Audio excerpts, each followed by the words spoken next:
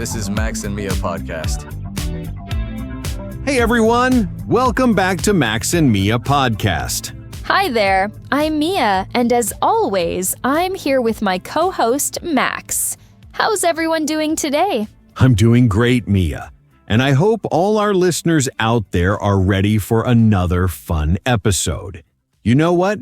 I love how our community keeps growing every week. Absolutely. It's amazing to see so many people improving their English with us. Speaking of improvement, today we have some really practical conversations that you'll definitely use in real life. That's right. Today's focus is all about everyday conversations that will boost your listening skills and expand your vocabulary. Plus, remember, you can always practice shadowing while listening to us. Perfect for shadowing practice. Now, let's dive into today's first topic. All right, Mia, our first conversation today is about inquiring about an apartment for rent. This is such a useful topic. Oh, I love this one. You know, Max, people often think this conversation only happens when you're looking for a permanent place to live in a new city. Exactly. But here's the thing. These phrases and questions are incredibly handy in so many other situations, too. Think about it, listeners. When you're booking through Airbnb, contacting a host with questions about their property. Or even when you're using Booking.com and need to call the hotel or apartment directly to ask about facilities, check-in times, or special requests. Right. Whether you're planning a weekend getaway, a business trip, or looking for temporary accommodation, these conversation skills will come in handy. Plus, if you're traveling and need to extend your stay or change your booking, you'll sound much more confident and natural. So even if you're not apartment hunting right now, pay close attention to the vocabulary and expressions we'll use. Trust me, you'll need them sooner than you think. Absolutely. Ready to listen and learn? Here we go with our first conversation. Hello, this is David speaking. Hi, David. I'm calling about the apartment you advertised online. Is it still available? Yes, it is. Are you interested in scheduling a viewing? Definitely. But first, could you tell me a bit more about the place? The listing didn't have all the details I was hoping for. Of course. What would you like to know? Well, let's start with the basics. How many bedrooms does it have? And what's the total square footage? It's a 2-bedroom apartment, about 850 square feet. The master bedroom is quite spacious, and the second room could work perfectly as a home office or guest room. That sounds promising. What about the kitchen? Is it fully equipped? Yes, absolutely. It comes with all major appliances, refrigerator, dishwasher, microwave, and a gas stove. There's also plenty of cabinet space and a breakfast bar. Excellent. I love to cook, so that's really important to me. Now, what about parking? Do you have a designated spot? Yes, each apartment comes with one covered parking space in the garage. If you have a second vehicle, street parking is usually available, though it's not guaranteed. I only have one car, so that works perfectly. What about laundry facilities? There's a washer and dryer hookup in the apartment itself, but the actual machines aren't included. However, there's also a shared laundry room on the ground floor if you prefer that option. I'd probably bring my own washer and dryer. Speaking of utilities, what's included in the rent? Water and garbage are included. You'd be responsible for electricity, gas, internet, and cable if you want it. That's pretty standard. What's the neighborhood like? Is it safe for someone walking alone at night? It's a very safe area, actually. Lots of families live here, and there's good street lighting. Plus, we're just 2 blocks from the main shopping district, so there's usually foot traffic even in the evenings. That's reassuring. Are pets allowed? I have a small dog. We do allow pets, but there's a pet deposit of $300 and an additional $25 monthly pet fee. What kind of dog do you have? He's a beagle mix, about 30 pounds. Very well behaved and house-trained. That should be fine. We just ask that all pets be registered with the office and kept on leash in common areas. Absolutely. No problem there. What about the lease terms? Are you looking for a year-long commitment? Typically, yes. We prefer a 12-month lease, but we might consider a shorter term depending on the circumstances. There would be a slightly higher monthly rate for anything less than a year. I'm definitely looking for something long-term, so a year works great for me. What's the rent, and when would it be available? The monthly rent is $1,350. First month, last month, and security deposit are due at signing. The security deposit equals 1 month's rent. The apartment could be available as early as next week. That timeline is perfect. I'm very interested. When could we set up a viewing? How about tomorrow afternoon? I'm free anytime after 2 p.m. Tomorrow at 3 would be ideal if that works for you. Perfect. Let me give you the address and some directions. Actually, before we finish, could you tell me about the application process? Sure. You'll need to fill out an application form, provide proof of income, usually 3 recent pay stubs, a credit check authorization, and references from previous landlords if you have them. I have all of that ready. Is there an application fee? Yes, there's a $50 application fee to cover the credit check and processing, but it's refundable if your application is denied. That sounds fair. I'm really looking forward to seeing the place tomorrow. Great. I'll text you the exact address and my contact information. See you at 3. Perfect. Thank you so much for your time, David. See you tomorrow. You're welcome, Emma. Have a great day.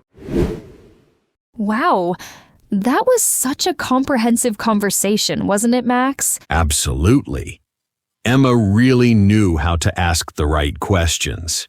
I loved how organized she was. She started with the basics and then moved to more specific details. Exactly. And notice how she didn't just accept the first answer. When David mentioned the kitchen was fully equipped, she asked for specifics. That's so important. Great point. Here's a key tip for our listeners. Always ask for details. Instead of just asking, "Is the kitchen good?" Try, "What appliances are included?" Or, "Is there enough storage space?" Right. And did you catch how Emma asked about safety? She said, "Is it safe for someone walking alone at night?" That's much better than just asking, "Is it safe?" Smart observation. Being specific helps you get the information you actually need. Now, let's talk about some really useful phrases from that conversation. Oh, yes. I love how Emma said, "The listing didn't have all the details I was hoping for." That's such a polite way to say you need more information. And instead of just saying, "Tell me about parking," she asked, "Do you have a designated spot?" Much clearer, right? Definitely. Another phrase I found really natural was when she said, "That sounds promising." It shows interest without committing to anything. Exactly. Now, here's something important. Notice how Emma asked about the application process at the end. Don't wait until you're at the viewing to find out what documents you need. Such good advice. And listeners, here's a cultural tip. In many English-speaking countries, it's totally normal to ask about pets, even if you don't have any. It shows you're thinking long-term. True. And did you notice how David was prepared with specific numbers? $300 pet deposit, $25 monthly fee, $50 application fee. When you're the one answering questions, being specific builds trust. Speaking of trust, Emma did something really smart. She asked about the timeline twice. First, when would it be available? And then confirmed the viewing time. Always double-check important details. Perfect advice. Now, if you're using this vocabulary for Airbnb or hotel bookings, you might change some phrases. Instead of lease terms, you could ask about cancellation policies or check-in procedures. Exactly. And instead of security deposit, you might ask about cleaning fees or damage policies. The core conversation structure stays the same, though. One more tip. Did you hear how both Emma and David used transitional phrases? Let's start with the basics. Speaking of utilities, actually, before we finish. These make conversations flow naturally. Yes, those transitions are like bridges between topics. They help the other person follow your thinking and make you sound more fluent. Absolutely. All right, listeners, try practicing this conversation structure with a friend or even by yourself. Remember, preparation is key to confident communication. All right, Max, let's move on to our second conversation topic. This one might surprise some of our listeners. Oh, I think I know where you're going with this. We're talking about buying tickets, right? Exactly. Now you might be thinking, come on guys, buying tickets is easy. But hold on a second. That's what I used to think too. But there's actually so much more to it than just saying one ticket, please. Think about all the different situations where you need to buy tickets. Right. Movie theaters, train stations, bus terminals, museums, concerts, sporting events. Each place has its own vocabulary and procedures. And here's the thing. Even if you can buy most tickets online nowadays, you'll still find yourself in situations where you need to speak to a real person. Absolutely. Maybe the website is down, maybe you need to make changes, or perhaps you want to ask about seat availability or discounts. Plus, when you're traveling, sometimes it's just easier and more reliable to buy tickets in person, especially for local transportation. Exactly. So whether you're a tourist trying to catch a bus, a student looking for discounts, or someone who simply prefers face-to-face transactions, this conversation will definitely come in handy. So let's dive into a practical ticket buying scenario and see how it unfolds. Good morning. How can I help you today? Hi, I need to buy a train ticket to Chicago, please. Certainly. What day are you planning to travel? I'd like to leave this Friday, but I'm flexible with the time. What options do you have? Let me check our schedule for this Friday. We have several departures throughout the day. The earliest train leaves at 7:30 a.m., and the latest departure is at 9:45 p.m. What about something in the afternoon? I prefer not to wake up too early, but I also don't want to arrive too late. Perfect. We have a 2:15 p.m. departure that arrives in Chicago at 6:40 p.m. and a 4:30 p.m. train that gets in at 8:55 p.m. The 2:15 sounds ideal. How much does that cost? That depends on which type of seat you'd like. We have coach seats for $89, business class for $149, or first class for $219. What's the difference between coach and business class? Coach seats are standard seats with basic amenities. Business class offers wider seats, more legroom, complimentary snacks and beverages, and access to our quiet car. That sounds nice, but I'm trying to stick to a budget. Is there any way to get a discount on the coach fare? Well, are you a student, senior citizen, or military member? We offer discounts for those groups. I'm a college student. Do you need to see my student ID? Yes, please. With a valid student ID, you get 15% off the regular coach fare. Excellent. So that would be, let me calculate, about $76? Actually, it comes to $75.65. Would you like to purchase that ticket? Wait, before I decide, can I ask about the return trip? Do you offer round-trip discounts? Good question. If you buy a round-trip ticket today, you save an additional 10% on the total fare. When are you planning to return? I'm not entirely sure yet. Maybe Sunday or Monday. Can I leave the return date open? We do offer flexible return tickets, but they're slightly more expensive. The flexible option would be $85 each way instead of the discounted price. That's more than I wanted to spend. What if I just buy the one-way ticket now and purchase the return ticket later? That's certainly an option. Keep in mind that prices might change and you won't get the round-trip discount later. I think I'll take that risk. Let me just get the one-way ticket for Friday at 2:15 p.m. Perfect. So that's one coach ticket to Chicago, departing Friday at 2:15 p.m. with the student discount. Your total is $75.65. Great. Do you accept credit cards?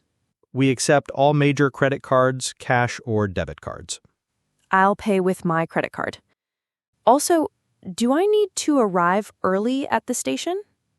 We recommend arriving at least 30 minutes before departure, especially during busy travel times. Friday afternoons can get pretty crowded. Good to know. Will I get a physical ticket or is it digital? You can choose. I can print a physical ticket for you right now, or I can email you an e-ticket that you can show on your phone. The e-ticket sounds convenient. I'm always worried about losing paper tickets. Smart choice. I'll need your email address for that. It's jessica.martinez@gmail.com. Perfect. Is that MARTINEZ? That's correct. Excellent. Now let me process your payment.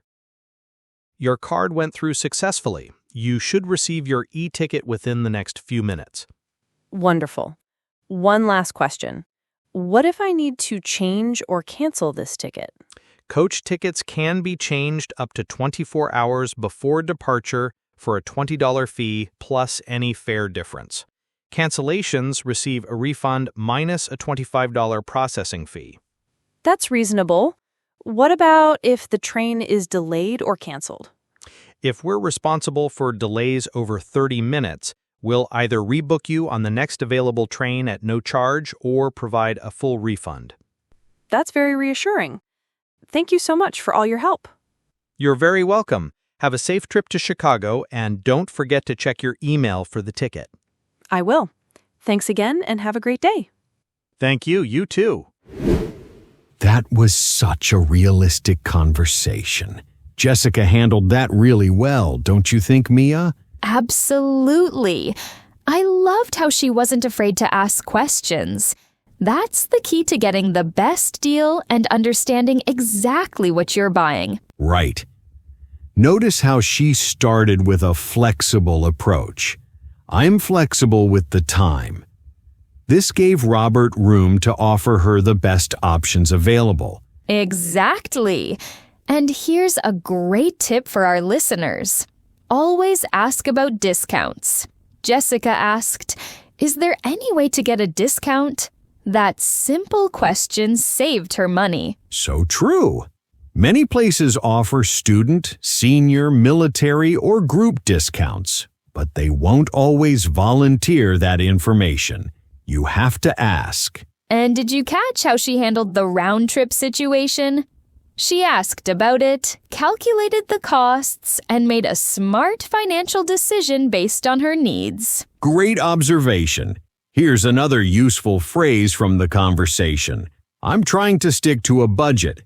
It's honest and often motivates agents to help you find cheaper options. I also love how Jessica asked about the return policy before finalizing her purchase. What if I need to change or cancel this ticket? That's planning ahead. Brilliant point. Always understand the terms before you buy. And notice how Robert was helpful throughout. That's because Jessica was polite and specific with her questions. Speaking of being specific, she didn't just ask, "When should I arrive?" She asked, "Do I need to arrive early at the station?" Much clearer, right? Exactly. Now, let's talk about some key vocabulary. When buying tickets anywhere, you'll often hear terms like departure, fare, round trip, and flexible options. And don't forget payment-related phrases. Do you accept credit cards? Is universal. Whether you're buying train tickets, movie tickets, or concert tickets. True. Here's a cultural tip. In many English-speaking countries, it's normal to ask about cancellation policies, even for small purchases. It shows you're a responsible buyer. And listeners, notice how Jessica confirmed her email spelling. That's Martinez. Always double-check important details, especially contact information. Perfect advice. One more thing. Jessica chose the e-ticket option. Digital tickets are becoming more common everywhere, so phrases like, "Can you email me the ticket?" are really useful. Absolutely. Whether you're buying bus tickets in London, movie tickets in New York, or museum tickets in Sydney, these conversation patterns work everywhere. And that brings us to the end of another episode of Max and Mia. We hope you found today's conversations helpful and that you picked up some new vocabulary and phrases along the way. Remember, the key to improving your English is practice, practice, practice. Try using these conversations as shadowing exercises. Repeat after the speakers to work on your pronunciation and rhythm. Exactly. And don't be afraid to adapt these conversations to your own situations. Whether you're inquiring about a hotel room or buying tickets for a local bus, the basic structures are the same. If you enjoyed today's episode, we'd love to hear from you. Share your thoughts and let us know what topics you'd like us to cover in future episodes. And remember, every conversation is an opportunity to learn something new. Keep practicing, stay curious, and don't worry about making mistakes. That's how we all improve. Thanks for spending time with us today, everyone. Keep up the great work with your English learning journey. Until next week, this is Mia. And Max, reminding you to keep talking, keep learning, and keep growing. See you next time. Bye, everyone.